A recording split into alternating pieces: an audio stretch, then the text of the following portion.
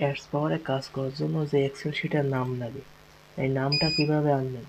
এই যে নোটপ্যাডে নাম আনতে হয়, এই নাম অনেক সময় দেখা যায় শেষ হয়ে যায়। তখন শেষ হয়ে গেলে কিভাবে আনবেন এটা একটু দেখেন। নাম আনার জন্য ক্রোম ব্রাউজারে যেতে হবে, যে র্যান্ডম নেমের একটা ওয়েবসাইট আছে। এই যে আমার এখানে বুকমার্ক করা আছে। এই ওয়েবসাইটে যদি না থাকে গ্রুপে দেওয়া থাকবে, তারপর যদি না থাকে আমাদের কাছে চাইলে আমরা দিয়ে দেবো।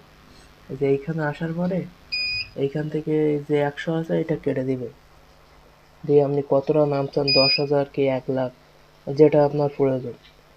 সাধারণত 10,000 নাম দিলাম।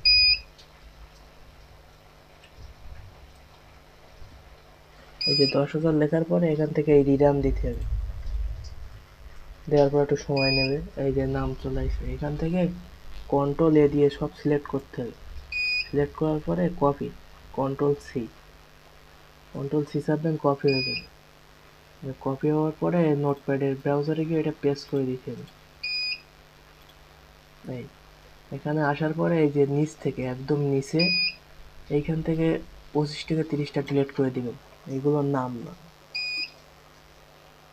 আবার ওই ওপরে কিছু নাম ডিলিট করা লাগবে, এই যে 1 থেকে 10-15টা নাম ডিলিট করে দিন।